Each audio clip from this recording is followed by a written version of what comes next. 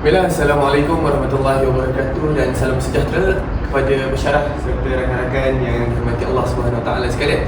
Alhamdulillah, pada hari ini kita berkumpul untuk bersama-sama dalam sidang forum yang kita rangka khas pada hari ini, iaitu untuk membincangkan tentang sistem masyarakat dalam Islam, iaitu kita bincangkan daripada teori ke realiti dalam kehidupan. Dan saya percaya tajuk ini sebenarnya sangat dekat dengan kita kerana kita semua hidup dalam satu masyarakat. Kita bangun pagi dengan jumpa orang, kita bangun ada keluarga, ada diri, kawan, komuniti dan sebagainya yang mempengaruhi kehidupan kita pada hari ini. Dan sebelum kita mengupas lebih lanjut, izinkan saya perkenalkan, saya Hanif selaku moderator untuk forum kita pada hari ini dan dibantu dan juga disempurnakan oleh kedua panel yang handsome dan juga cantik pada hari ini. Dan persilakan panel pertama kita untuk kenalkan diri. Saya merupakan Muhammad Syamil Aiman bin Muhammad Saluti, merupakan panel pertama lah dalam sesi forum kita pada hari ini. InsyaAllah kita sama-sama berkongsi maklumat serba sedikit tentang sistem masyarakat ini. Dan saya Wanur Alia Izni selaku panel kedua bagi membicarakan forum pada hari ini. Baiklah, terima kasih Syamil dan juga Alia atas sesi perkenalan yang ringkas. Dan moga-moga panel kita pada hari ini dapat memberikan intipati yang cukup bermakna bagi kita. Baiklah, hadirin sekalian, sebenarnya kadang-kadang kita fikir masyarakat ini adalah sekadar tempat tinggal kita. Tetapi dalam Islam, masyarakat bukan sekadar tempat berkumpul. Masyarakat juga ialah tempat manusia saling mempengaruhi, saling membantu dan juga saling menjaga dalam sosio kehidupan kita seharian. Kalau saya boleh bagi gambaran mudah para panel, izinkan saya. Masyarakat ni macam satu grup assignment. Kalau semua buat kerja, hasilnya cantik. Tapi kalau seorang kita buat kerja, jangan kata markah kita kurang, assignment pun akan jadi cantik. Dan paling pening kepala bila ada orang yang pentingkan diri sendiri dan tidak menyokong dalam menghasilkan grup assignment tersebut. Jadi untuk mengupas isu ini dengan lebih santai, lebih relax, dan saya harap panel kita pada hari ini relax. Dan sama-sama kita teruskan dengan pusingan pertama, iaitu kita akan menjemput panel pertama kita, iaitu saudara Syamil, untuk membuka panggung forum kita pada hari ini dengan mungkin sedikit mukadimah dan juga dengan menjawab persoalan yang pertama kita, iaitu apa sebenarnya yang dimaksudkan dengan sistem masyarakat Islam ini. Sebab kita sedar perkara ini sebenarnya lebih tepat dan juga relevan untuk kita bangkitkan pada. Silakan. Terima kasih Hanif sebagai moderator yang sangat-sangat membantu dalam kita menguraikan lagi sistem masyarakat ini, kita menganalisis isu-isu ini. Baiklah, pada pandangan saya, sistem masyarakat dalam Islam ialah satu cara hidup di mana cara hidup bermasyarakat yang dibina atas 5 perkara. Yang pertama, Islam. Yang kedua, adab. Yang ketiga, saling hormat menghormati. Yang keempat, keadilan. Dan yang kelima, paling penting, tanggungjawab bersama. Maksudnya kat sini, Islam tidak ajar manusia hidup secara sendiri-sendiri. Sebaliknya, Islam mendidik manusia supaya hidup dalam hubungan yang baik dan saksama dengan orang-orang yang lain, orang-orang sekeliling kita. Okey, apa hujah yang menyokong perkataan saya tadi, di mana dalil utama yang sangat sesuai untuk kita fahami ialah firman Allah dalam surah Al-Hujurat ayat 13 yang menjelaskan bahawa manusia dijadikan berbangsa-bangsa dan bersuku-suku. Supaya apa? Supaya kita saling mengenali.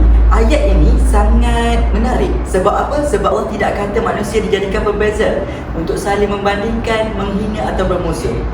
Allah kata supaya saling mengenali. Maknanya dalam sistem masyarakat Islam, perbezaan itu bukan masalah yang jadi masalah. Ialah bila manusia tak pandai urus perbezaan. Kita mungkin berbeza latar belakang, berbeza negeri, berbeza cara fikir dan perangai. Tetapi kita perlu ingat bahawa Islam ajar kita untuk tetap hidup dalam hormat dan bekerjasama. Kalau nak bagi contoh mudah lah, masyarakat ini merupakan satu taman perumahan. Okey, dalam taman itu ada macam-macam rumah, macam-macam orang, macam-macam gaya hidup. Tapi kalau semua jaga kawasan masing-masing, maksudnya buang sampah buang sampah ikut tempatnya, hormat jiran, tolong bila perlu. Taman itu akan jadi apa? Taman itu akan jadi selesa. Tetapi kalau masing-masing buat hal sendiri, park kereta suka hati, pasang bunyi kuat tengah malam, buang sampah merata-rata, satu taman itu boleh jadi apa? Boleh jadi huru hara. Jadi sistem Islam datang bukan sekadar untuk bagi nasihat umum, tetapi untuk membina sistem hidup yang teratur. Sebab itu, saya rasa topik ini sangat relevan lah. Hari ini manusia semakin rapat dari segi teknologi, tetapi kadang-kadang semakin jauh dari segi hati. Kita boleh tahu hal orang di hujung dunia, tapi kita tak tahu pun jiran sebelah rumah sedang susah. Jadi sistem masyarakat dalam Islam sebenarnya mengingatkan kita bahawa hidup ini bukan sekadar tentang aku, tetapi hidup ini tentang kita. Itu pepatah yang seperti saya boleh uraikan. Baiklah, terima kasih Syamil atas kupasan ataupun mukadimah yang saya rasa mantap untuk persoalan pertama yang kita bangkitkan tentang sistem masyarakat Islam pada hari ini. Saya suka dengan analogi yang Syamil bagi tadi, itu tentang satu perumahan. Jika kita ada satu perumahan yang besar, yang megah, tetapi kalau semua orang buat kerja sesuka hati, tidak hiduplah taman perumahan tersebut. Walaupun rumahnya mahal, keretanya mahal, tetapi hubungan antara kita tiada guna. Dan saya juga suka tentang pepatah Syamil yang terakhir tadi yang katakan ini bukan tentang aku, tapi ini adalah tentang kita. Kerana masyarakat kita tidak dibina dalam satu hari, kerana Tanah Harum juga dibina dalam satu dekad yang lama. Dan apa kata kita teruskan dengan pusingan yang seterusnya, dengan saya menjumpa panel kedua untuk menambah sedikit tentang kupasan tentang sistem masyarakat Islam yang terjadi pada hari ini. Silakan. Terima kasih saudara Hanif selaku moderator kita pada hari ini. Saya sangat setuju dengan pendapat Syamil sebentar lagi. Saya nak tambah lagi bahawa dalam Islam ni, masyarakat yang baik bukan hanya masyarakat yang ramai orang, tetapi masyarakat yang ada hubungan yang sihat. Contoh kita lah sekarang ni. Jadi maksudnya ada kasih sayang, ada rasa peduli, maksudnya ambil berat tentang orang lain. Lepas tu ada sepadan adab. Contohnya kita menghormati orang lain juga. Ada tanggungjawab antara satu sama lain. Hadis yang sangat sesuai ialah sabda Rasulullah SAW bahawa orang mukmin dengan mukmin lain seperti sebuah bangunan saling menguatkan antara satu sama lain. Hadis ini ringkas tetapi sangat mendalam untuk kita semua. Cuba kita bayangkan sebuah bangunan itu tidak berdiri dengan hanya satu bata sahaja, tapi dia kuat sebab semua bahagian ni saling menyokong antara satu sama lain. Kalau satu bahagian rosak, akan menyebabkan bahagian lain pun boleh terkesan. Sama dengan masyarakat juga. Kalau ada satu masyarakat yang melakukan kesalahan, orang lain pun masyarakat kan akan terasa juga. Jadi dalam masyarakat kita tak boleh fikir asal aku okey sudah. Sebab bila ada satu bahagian masyarakat yang rosak, kesannya lambat laun akan sampai kepada semua masyarakat. Kalau ada rosak, keluarga terkesan. Kalau hubungan kejiranan renggang, komuniti pun juga terkesan. Kalau budaya fitnah maki biasa, semua orang akan rasa tidak selamat. Saya nak bagi lagi perumpamaan. Contohnya, masyarakat itu macam rak buku. Kalau satu penokong rak patah, mungkin mula-mula akan nampak okey, tapi lama-lama semua tu akan sengit dan jatuh. Rak tu akan jatuh lah. Jadi dalam Islam, setiap individu ada peranan untuk memastikan rak masyarakat ini kekal kukuh. Maksudnya dengan lebih mudah, masyarakat Islam yang baik bukan dibina oleh orang yang sempurna, tetapi oleh orang yang sanggup saling menampung kelemahan antara satu sama lain dan juga menguatkan dan saling membantu antara satu sama lain. Maksudnya kita baikilah kesalahan orang lain sama-sama. Faham saudari Alia. Dan apa yang saya faham sebenarnya kita ni saling melengkapi. Ada kurang kita tambah, tak cukup kita berikan supaya satu bangunan tu kukuh dengan lebih sempurna lah. Dan saya rasa dalam pusingan pertama ni kita punya kupasan amat mendalam dan juga kita sikit sebanyak dapat faham apa itu sistem masyarakat Islam dengan lebih mudah dan mengikut kefahaman yang senang kata boleh senang orang faham lah. Dan untuk yang kedua ni, saya rasa kita sebenarnya perlu untuk kita tahu apakah sebenarnya sistem masyarakat Islam pada hari ini. Dan sekarang ini kita nampak sebenarnya banyak cabaran. Antaranya sikap individualistik, selfish yang saya boleh kata, kurang adab, dan juga media sosial sebenarnya pada hari ini jadi tempat orang-orang menghentam satu sama sendiri dan juga hubungan sama manusia pun makin rongga. Dan saya tertarik untuk tanya panel pertama kita, Syamil. Bagi pendapat saudara Syamil, dengan apa yang ada sekarang ini, sikap-sikap manusia yang berbagai dan juga cabaran media sosial, apa yang Syamil rasa cabaran terbesar untuk kita mengukuhkan masyarakat Islam pada hari ini? Baiklah ni, soalan cabaran ni sangat luas. Jadi kalau boleh saya suka untuk kita huraikan satu perkara. Pada pandangan saya lah, cabaran paling besar hari ini ialah, dengar betul-betul tau, manusia semakin pandai berhubung tetapi semakin kurang pandai berhubungan. Okey, sekali lagi, manusia pandai berhubung tetapi kurang pandai berhubungan. Nampak macam sama tapi sebenarnya berbeza. Berhubung itu maksudnya kita boleh chat, kita boleh komen, kita boleh post, kita boleh video call. Tetapi berhubungan itu maksudnya ada empati, ada hormat, ada rasa tanggungjawab sesama manusia. Itu yang manusia hari ini kurang pandai untuk berhubungan. Jadi hari ini ramai orang terperangkap dengan sikap individualistik. Maksudnya selagi benda itu tak kacau dia rasa itu bukan isu dia. Ada orang fikir asalkan hidup aku tenang, cukuplah. Tapi dalam masyarakat kalau semua fikir macam tu, lama-lama tiadalah dunia ni, hidup bermasyarakat, tiada sistem masyarakat kita tu. Jadi kita boleh nampak dalam perkara yang sangat dekat, contohnya dalam kawasan rumah lah. Kadang-kadang orang lebih kenal content creator TikTok daripada kenal jiran sebelah. Dalam kelas pun sama, kadang-kadang kita boleh hafal jadual hidup artis tapi tak tahu pun kawan kita yang duduk sebelah sedang stres ke, sedang ada masalah ke, masalah BP ke apa. Jadi ini menunjukkan hubungan manusia ni semakin jatuh. Kalau kaitkan dengan ayat tadi lah, Allah jadikan manusia itu saling mengenali, bukan sekadar saling lalu. Maksud mengenali di sini bukan tahu nama saja, tetapi ada kesedaran bahawa hidup kita ni saling berkait. Sebab itu bila manusia hilang rasa peduli, masyarakat akan jadi dingin. Satu lagi cabaran ialah media sosial. Ini cabaran besar. Betul. Media sosial ini sebenarnya neutral. Dia macam pembesar suara. Kalau kita guna untuk ilmu, dia jadi baiklah. Kalau kita guna untuk marah, sindir, mengaibkan orang dan sebarkan benda tak pasti, dia jadi alat yang merosakkan. Kadang-kadang orang komen macam tengah berlumba nak jadi juara. Juara apa? Juara keyboard. Laju sangat taib sampai akal tak sempat duduk dulu.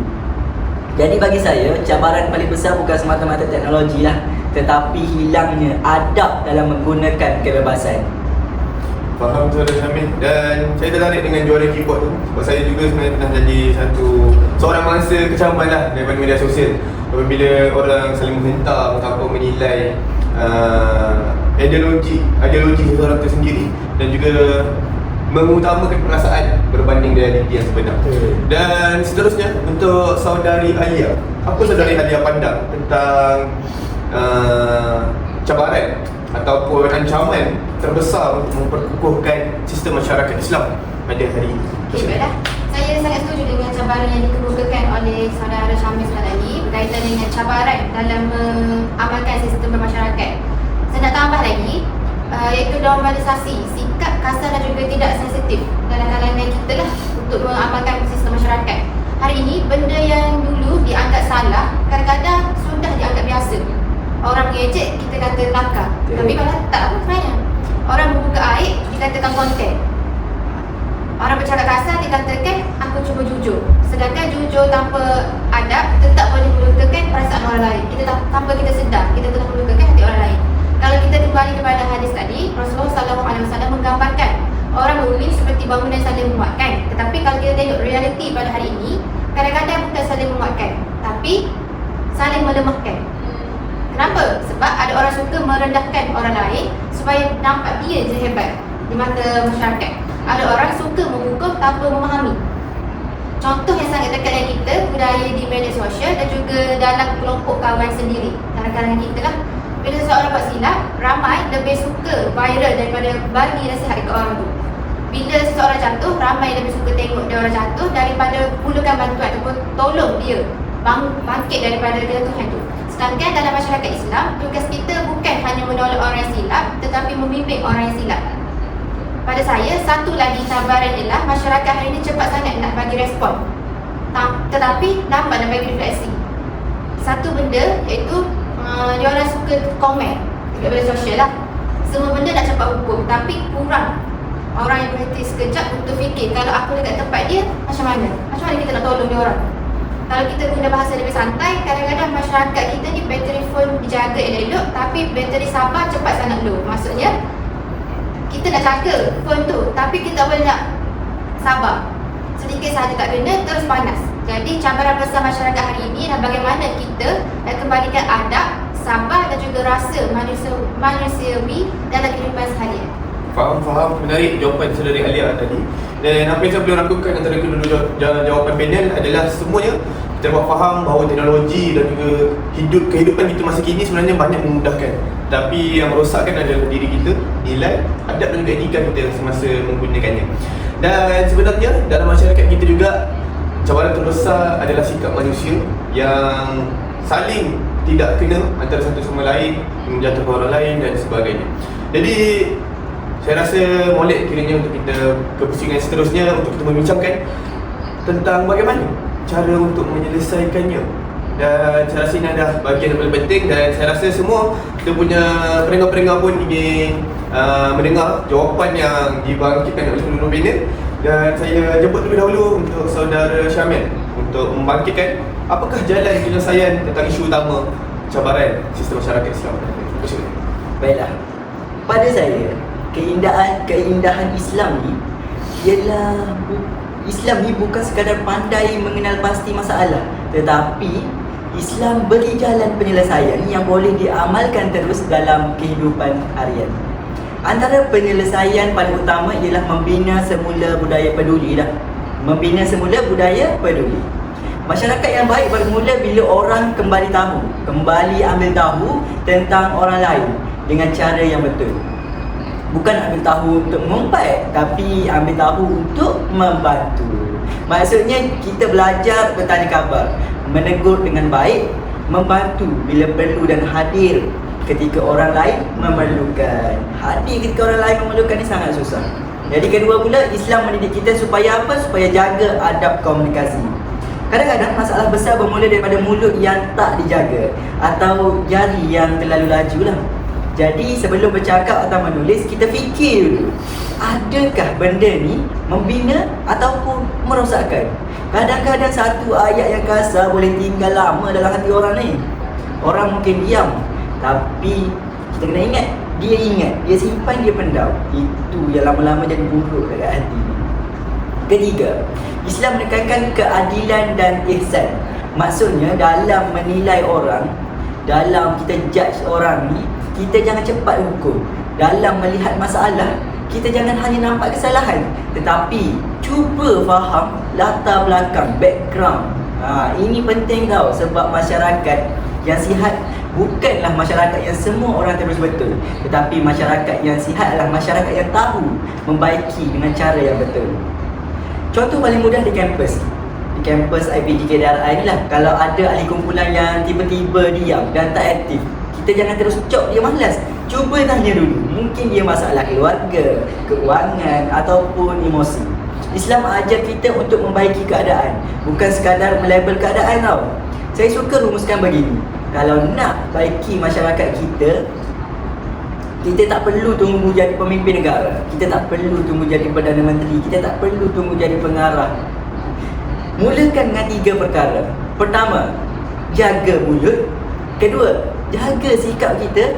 Dan yang ketiga, paling penting, jaga hubungan. 3 benda ni nampak kecil, tapi kesannya besar. Faham saudara Syamil. Yang dibangkitkan terakhir tadi saya amat suka bahawa kita sebenarnya masyarakat sekarang, mereka sendiri mengakui mereka hebat, tapi mereka kurang dalam menjaga adab dan juga mulut dan juga hubungan sesama kita. Dan antara benda yang paling kuat untuk kita pertahankan adalah bagaimana sikap kita peduli, jaga mulut, jaga sikap dan juga jaga hubungan antara satu sama lain. Dan seterusnya untuk saudari Alia pula. Saudari Syamil tadi ada katakan bahawa kalau kita nak ubah, kita tak perlu menjadi pemimpin negara.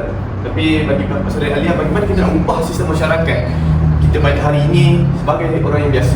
Bagaimana saudari? Saya sangat setuju dengan beberapa tindakan ataupun cadangan penyelesaian yang dikemukakan oleh saudara Syamil. Baik, pertama kita kena hidupkan semula budaya menghormati orang lain. Sebab kita tahu, menghormati ini merupakan amalan ataupun nilai murni yang sangat eloklah untuk diamalkan. Terutamanya orang yang paling dekat kita, kita kena hormat orang tu. Kadang-kadang kita ni sopan dengan orang luar, tapi kita kasar dengan orang dekat dengan rumah kita, itu keluarga kita sendiri. Kita senyum dengan orang lain tapi menjawab bila ibu bapa atau adik-beradik kita panggil atau suruh tolong dengan nada yang tinggi. Sedangkan masyarakat yang baik bermula dari unit yang paling kecil, iaitu keluarga kita sendiri. Kedua, jadilah orang yang membawa ketenangan, bukan kekecohan. Maksudnya, kalau kita ada tu, orang merasa tenang, bukan orang rasa dia ni, tak nak. Jadi, maksudnya bila ada isu, jangan cepat jadi penyebar. Bila ada konflik, jangan jadi tukang tambah api. Jangan jadi batu api lah. Jadilah orang yang menenangkan. Kalau semua orang nak jadi reporter, tidak bertauliah, memang penatlah masyarakat. Ketiga, kita kena biasakan diri untuk membantu dalam perkara yang kecil. Kadang-kadang kita fikir membantu orang ni mesti tunggu kita kaya, kena ada duit baru dibantu. Tak semestinya. Ada jawatan ke ada kuasa tak boleh. Kita, walaupun kita tak ada jawatan, kita kena bantu juga orang lain. Sebenarnya, tak boleh lah. Tolong orang boleh jadi dalam bentuk mendengar, berkongsi nota, ajak kawan, angkat barang jiran, ataupun bertanya khabar dia pun satu pertolongan juga. Kita tanya khabar dia ada masalah ke, kita boleh bantu. Atau sekadar memberi sokongan pun boleh. Hadis tadi, orang mukmin seperti bangunan yang saling menguatkan, sebenarnya sangat praktikal. Dalam bangunan, ada tiang, ada dinding dan juga ada atap. Tidak semua bahagian nampak hebat, tetapi semuanya penting. Jadi, dalam masyarakat pun begitu. Kena ada, saling bertolong-menolong. Tidak semua boleh jadi hero. Kadang-kadang cukuplah jadi orang yang berguna. Baiklah, terima kasih ucapkan kepada Saudara Alia atas kubahasan yang diberikan tentang cara untuk kita memberikan impak kepada masyarakat walaupun kita bukan siapa-siapa ataupun lebih faham kita sebagai orang biasa. Dan saya suka ayat daripada Saudara Alia yang mengatakan bahawa aku tak kisah kepada aku boleh bantu aku. Ada setengah orang mengambil kira benda kecil, ada setengah orang nak cakap, nak tolong, tapi untuk zahirkan perkataan itu amatlah susah. Jadi untuk pusingan terakhir, saya nak bertanya kepada panel kita tentang peranan-peranan yang mungkin sangat dekat dengan kita sebagai orang muda untuk membina sendiri sistem masyarakat daripada bawah dan kekal utuh hingga selama-lamanya lah. Bagi Saudara Syamil, apa pandangan Saudara Syamil untuk peranan anak muda? Baiklah. Peranan anak muda ni merupakan, kita kena faham dulu, anak muda ni merupakan tulang belakang negara, tulang belakang sesuatu masyarakat lah. Jadi pada saya, peranan anak muda sangat besar. Sebab apa? Sebab anak muda ni bukan sekadar pewaris masyarakat, tetapi juga pencorak masa depan masyarakat. Kalau hari ni anak muda memilih untuk hidup tanpa nilai, maka kita cuba bayangkan masa depan masyarakat sudah tentu akan goyah. Tetapi kalau anak muda memilih untuk hidup dengan adab dan tanggungjawab, insya-Allah masyarakat masa depan juga akan lebih baik. Peranan pertama anak muda ialah menjadi contoh yang baik, menunjukkan contoh akhlak yang baik. Akhlak sangat penting. Kadang-kadang kita terlalu fokus nak ubah dunia, tapi lupa nak ubah cara kita bercakap dengan orang lain.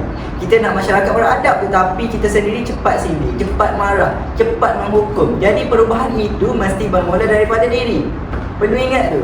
Peranan kedua ialah menjadi ejen penyatu, bukan ejen pemecah. Maksudnya dalam kawan-kawan, dalam kelas, dalam komuniti, jadilah orang yang suka merapatkan hubungan. Kalau ada salah faham, cuba damaikan. Kalau ada yang tersisih, cuba dekati. Kalau ada yang perlukan bantuan, cuba hulur. Peranan ketiga ialah menggunakan pengaruh yang ada dengan betul lah. Macam influencer hari ni anak muda mungkin belum ada kuasa besar, tetapi anak muda ada suara, idea dan media. Gunakan semua tu untuk sebarkan benda baik. Jangan jadikan media sosial sekadar tempat tunjuk marah, tetapi jadikan sebagai ruang untuk berkongsi manfaat. Bagi saya, anak muda hari ini sedar satu perkara. Masyarakat tidak akan berubah hanya dengan status, tetapi masyarakat boleh berubah dengan sikap. Kena sedar tu. Kita boleh tulis banyak benda baik, tetapi kalau perangai kita tidak membantu orang, masyarakat tetap tidak rasa manfaatnya. Kalau saya nak tutup jawapan saya dengan satu gambaran, boleh? Boleh. Anak muda ni macam software update lah. Macam dalam telefon kita ada software update. Kalau update itu bagus, sistem akan lebih lancar. Tapi kalau update itu rosak, satu phone boleh hang. Macam iPhone, kalau kita update, silap update boleh hang. Green screen, macam-macam. Jadi masalah. Jadi anak muda jangan jadi beban masyarakat. Jadilah pembaik masyarakat. Baiklah, terima kasih Saudara Syamil. Yang saya suka sebenarnya yang awal tadi, yang dia kata anak muda sebenarnya adalah ejen penyatu, bukan ejen pemecah, dan bukannya penjatu rumah, tetapi perangai. Dan untuk sesi kali ini saya buka dengan lebih luas kita punya kupasan. Mohon persilakan saudari Alia tentang pendapatnya untuk membentangkan tentang peranan anak muda yang paling utama pada hari ini. Persilakan. Baiklah, pada saya anak muda perlu jadi generasi yang bukan hanya celik maklumat tetapi celik nilai. Seperti nilai-nilai Pondi lah. Sebab hari ini maklumat memang banyak tetapi nilai tidak semestinya kuat. Bila kita boleh tahu banyak perkara tetapi belum tentu kita bijak membawa diri dalam bermasyarakat. Peranan paling utama anak muda ialah menjadi manusia yang boleh dipercayai. Bila diberi amanah, dia buat. Bila bercakap, dia jaga. Bila berkawan, dia ikhlas. Dia ikhlas berkawan dengan sesiapa pun. Bila orang susah, dia hadir. Ini nampak mudah tetapi inilah asas masyarakat yang kukuh. Selain itu, anak muda juga perlu belajar membina masyarakat. Tidak semestinya bermula dengan benda yang besar, boleh juga dengan benda yang kecil tetapi konsisten. Contohnya membiasakan diri untuk menyapa orang, menghormati perbezaan, tidak mengejek orang, tidak membuka aib dan tidak memandang rendah berkaitan masalah orang lain. Saya rasa masyarakat hari ini sangat perlukan anak muda yang ada hati, bukan hanya ada pendapat. Sebab pendapat ramai orang ada, tetapi hati yang lembut, sabar dan bertanggungjawab itu semakin mahal. Kalau nak cakap secara mudah, kita jadi generasi yang pandai komplain, tapi tak boleh buat benda tu. Terus hilang macam lain internet masa hujan. Sebaliknya jadilah generasi yang ringan tangan, matang berfikir dan sedap didampingi apabila berkawan dan berkelompok dengan orang lain.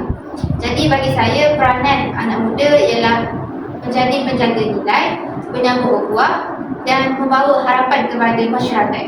Terima kasih diucapkan kepada saudara Alia atas kupasan yang terakhir perbincangan kita pada hari ini.